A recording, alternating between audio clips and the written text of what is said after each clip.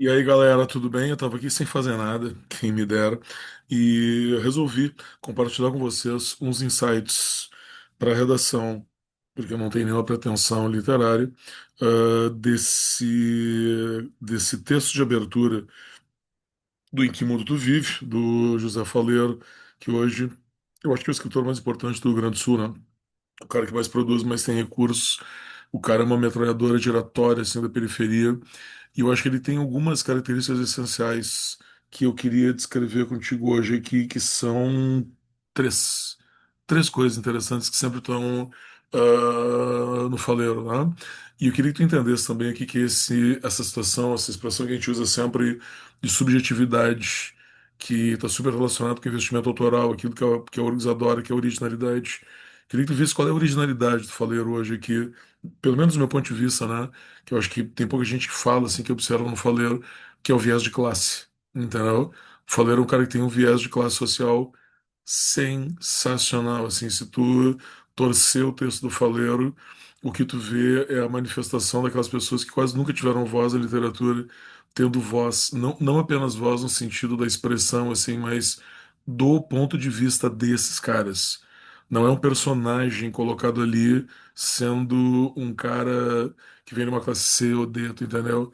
É o cara da classe C e D mesmo. E eu não tô falando por causa da origem do faleiro. Eu tô falando por causa da linguagem, do jeito de encarar as coisas, da perspectiva em que a proposta, isso que é o grande lance, assim, o ângulo do narrador, entendeu? O ângulo do narrador é do cara que tá vendo o que tá acontecendo com ele e está denunciando isso, denunciando de várias formas diferentes. Aí eu vou para a segunda característica que eu tô falando. Então, a primeira é a subjetividade, o ponto de vista, o ângulo do qual ele está olhando aí. Viés de classe. Segundo, é o lance do humor. Entendeu? Eu adoro esse lance do humor do faleiro porque os caras se ferram, mas se ferram, se ferram, se ferram a fuzel, mas eles estão sempre no alto astral, entendeu? E eu acho que esse alto astral, ele vem de uma outra coisa muito legal, tu falei, era muito legal, que é o fato de que a pessoa ela não sofre sozinha, entendeu? Essas histórias, elas são sempre, como tu vê nas crônicas, nas estruturas, se tu olhar para ela agora, aqui nessa pequena parte de uma das quatro páginas dessa crônica, tu vê que são diálogos, porque grande parte das vezes, e o diálogo não é predominantemente com o cara de classe para baixo, o cara de classe para cima, tu entendeu? O diálogo é entre os caras das classes menos privilegiadas observando os privilegiados, entendeu? Então, os caras estão sempre juntos. Essa é uma visão que é construída no coletivo, que é discutida no coletivo, que é dividida no coletivo. Eu acho esse cara sensacional por essas três coisas simultaneamente. Então, tu vem com um viés de classe. Esse viés ele é construído, demonstrado com uma segunda característica importante, que é o humor, que dá um empoderamento. O humor dá uma ideia de consciência desse cara que é pobre, e esse cara que é pobre nunca está sozinho, né? Ele está sempre na coletividade, correto? Eu não vou ler essa crônica aqui, mas eu vou ir passando aos pouquinhos. Até se tu quiser, eu vou falar 10 minutos só, porque eu acho que eu já falei tudo que era mais importante, mas eu queria que tu visse isso. Nessa crônica em que o mundo vive, a primeira coisa é o espetacular título, porque é uma frase do cotidiano, uma frase que nós dizemos bilhões de vezes, que agora ganhou uma feição literária total, tu entendeu? E a peculiaridade que, se eu te perguntasse agora, antes de começar a ler e reler a crônica, quem diz isso, às vezes, muitas vezes, mesmo que tu tenha lido, talvez tu não te lembre, é um opressor dos pobres. Não é o pobre que diz isso, não é o pobre que tem uma consciência, nossa, em que mundo que eu vivo, que mundo terrível é esse que eu vivo. Na realidade, é o rico que se revela, tu entendeu? Esse é o ponto de vista do falador que eu me referi antes. Ele está ali para expor isso, entendeu? Ele está ali para deixar essas classes que são muitas vezes empoderadas, mas preconceituosas, ela está ali para deixar esses caras entregarem essas características, ok? Então, nessa primeira página, tu te lembra que o Faleiro sabe que o primo dele tinha. O Faleiro narrador, né? A gente acaba desconfundindo o narrador com o Faleiro, mil perdões, mas o narrador, vamos focar no narrador, a gente sabe que uma boa parte dessas crônicas aí tem um viés meio que autobiográfico, mas vamos convencionar então dizer o narrador, porque parece com o Faleiro, né? Você já viu o Faleiro falando. Esses caras aqui que são os narradores, o narrador, ele parece muito com o jeito do próprio Faleiro e sabendo da história da vida dele. A gente sabe que ele deve ter passado por coisas parecidas, mas enfim. O primo do narrador resolve largar um trampo, um trabalho, porque ele foi explorado por uma espécie de empreiteiro, ou um capataz, ou um cara que é engenheiro e conduzia a obra, que é conhecido como alemão. E tô tirando aqui nesse ponto aqui, o alemão chega lá e pede para eles destruírem um casarão. O cara é pedreiro, pedreiro. Tá lá na base da pirâmide de trabalho. E fornece para os caras um martelinho para cada um, para o cara demolir uma casa. O que nós não precisamos ser operário para saber que eu acho que ia dar. E ainda vem no aumentativo, é um casarão e um martelinho. Olha que interessante, tu entendeu? A oposição de grau, lembra de grau dessa aula aí, né? Mas aumentativo e diminutivo, martelinho para destruir um casarão. E aí ele pergunta ali, e eles até se dispõem a fazer o trabalho braçal. O problema não é o seu empregador, o empregado ser vagabundo. Ele diz, cara, e a marreta? Marreta é um martelo maior, vocês devem ter essa noção, né? Com cabo do tamanho de uma enxada, uma base de ferro enorme, ou de aço, pesada e que demole mais facilmente demoliria mais facilmente o casarão. E o cara diz que não tem, eles ficam ali se matando, é um dia de sol, a gente imagina aquele calor de Porto Alegre, né? Que a gente diz que é um calor senegalesco, mas que parece que no Senegal faz menos calor do que aqui, tu entendeu? E aí eles estão com sede, estão com fome, o alemão aparece tomando uma, uma, um suco de cana, comendo pastelzinho, sem sequer lembrar de oferecer uma água para os caras e aí por diante. Aí no final, passa o primeiro dia de trabalho, eles cumprem a função e dizem para o alemão que, olha, hoje a gente não está acostumado a fazer isso aí, demorou um pouco, mas amanhã tu não te preocupa que a gente vai botar abaixo. Aí o alemão, ele diz que não tem problema, que na realidade amanhã vem uma reta escavadeira e vai colocar tudo abaixo. E os caras ficam indignados, mas como assim? Então por que que eu fiquei batendo com o martelinho numa parede se amanhã vão colocar abaixo? Ah, aí o cara, o primo do narrador, pede a grana e vai embora, nunca mais aparece aqui. Ah, e aí aparece essa situação que a gente vai rolar um pouquinho mais aqui para baixo, em que o alemão diz para eles: pô, olha só, não é possível que tu não tenha entendido que eu não ia te deixar um dia sem trabalhar e te pagar o teu salário. É o alemão que diz, o empreiteiro meio ah, sacana, explorador, sádico, ou no mínimo sem noção social, que diz: em que mundo tu vive? Tipo, essa é uma versão, pessoal, daquela frase que nós ouvimos entre as pessoas mais elitizadas, que corresponde, vejam como é diferente a situação, né? Que corresponde a tipo, não existe almoço grátis, ninguém vai te dar nada. E aqui, o em que mundo tu vive, significa isso, eu não vou te dar o teu salário, tu entendeu? Eu vou te fazer sofrer para ganhar a miséria que eu te pago. Tá? Esse é o contexto no qual esses caras estão inseridos. O narrador duvida de que isso possa acontecer e ele aceita o trampo, digamos assim, o trabalho, e vai lá com outro personagem que é o Michel. E eles ficam até 6:30 da tarde trabalhando e por diante e tal. Ah, e deixa eu localizar melhor aqui e tal. Eles brincam bastante com o sotaque do alemão, a voz anasalada, o português das pessoas de classe média mais alta, e vem a cena que o alemão diz: Vem cá, tia, mas em que mundo tu vive? Você já estava aqui. Eu ia ser obrigado a pagar o dia de vocês de qualquer jeito, não tinha outra coisa para fazer. Tu achou que eu ia te pagar para passar o dia sentado? Pô, eu podia pagar até para o cara fazer caridade, ficar atravessando velhinha, na sinaleira, cortar a grama de cego, tu entendeu? Mas não.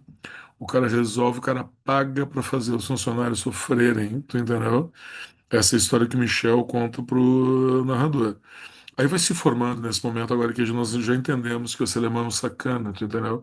Sacana, explorador, cruel, e a partir de daí.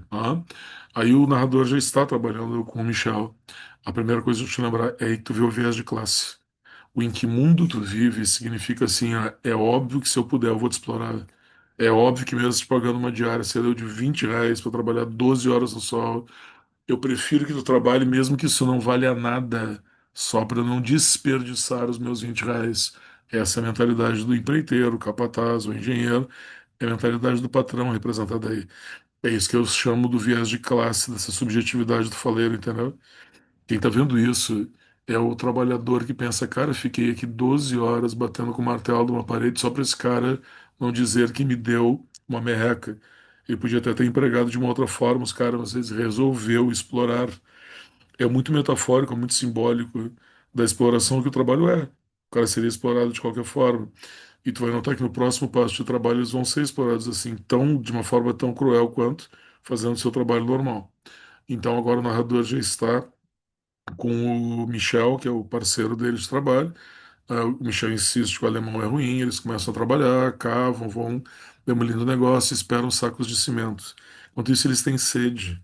Aí vai se formar muito rapidamente a tríade dos personagens que são predominantemente ricos, talvez, desse conto, que são o alemão, que é patrão, pelo menos, a dona da casa, porque o alemão não é o dono da casa, o alemão é o chefe da obra.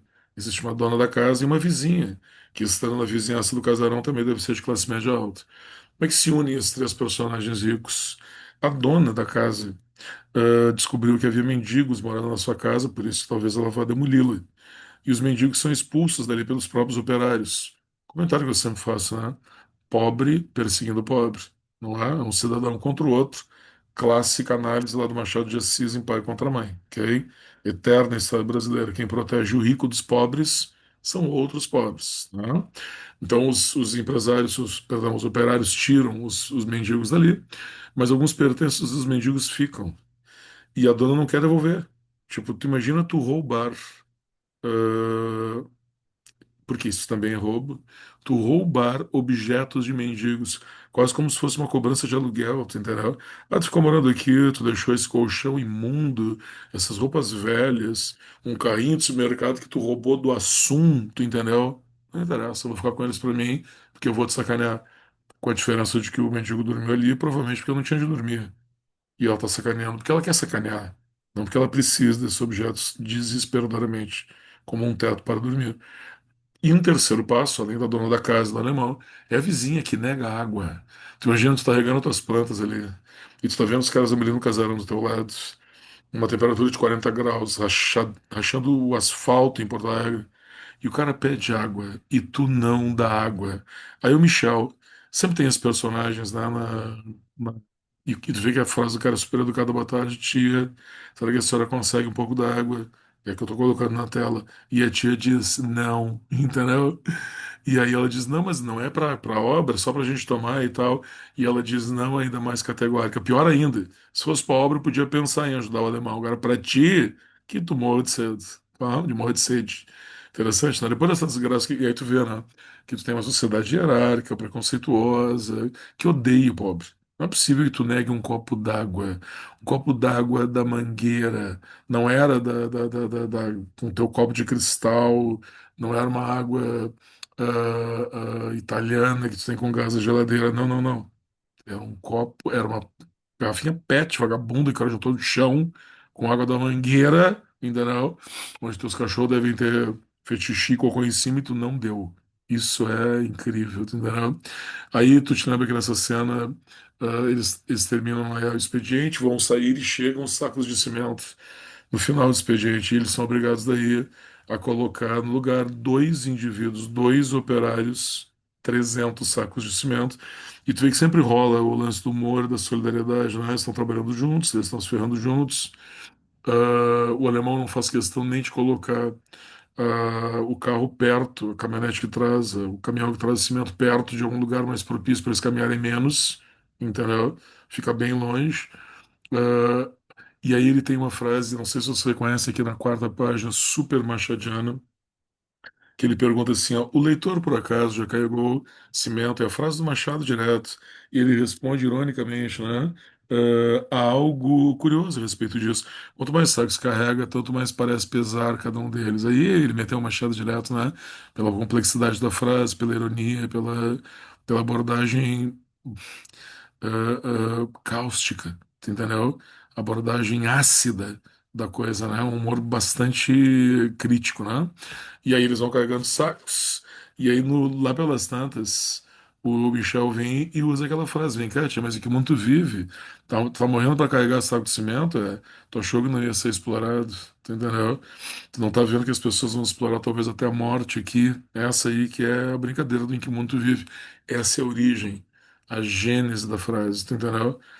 E talvez do ponto de vista do faleiro no geral, né? A gente vai expor esses FDP aqui. É assim que eles são. correto? E o mais legal agora é que toda essa a Crônica do Faleiro ela termina com um aspecto meio que de conto ou fábula. Eu achei isso sensacional, entendeu? E que o cara vem e te dá uma lição zona. E ele diz assim, até hoje imitamos aquele alemão. Eu estou no penúltimo parágrafo, tá? Nas mais variadas circunstâncias. Eu, por exemplo, tenho ímpetos de imitá-lo quando aparecem os progressistas de meia tigela, os intelectuais de Araque, que não sabem da missa à metade. Vocês conhecem essa expressão, né? Não saber da missa à metade é ser ingênuo. Que não fazem mais vaga ideia do que as pessoas sempre passaram em Porto Alegre e que se surpreendem com o fato de ascensão fascista dos últimos anos da guinada direita, né, que o Rio Grande do Sul e Porto Alegre deu, ter sido amplamente apoiada na capital gaúcha, só porque era aqui que aconteciam as cirandas do Fórum Social Mundial. O Fórum Social Mundial era uma reunião, corresponde ao Fórum Econômico de Davos, né? É um fórum social mundial, social, naturalmente, né?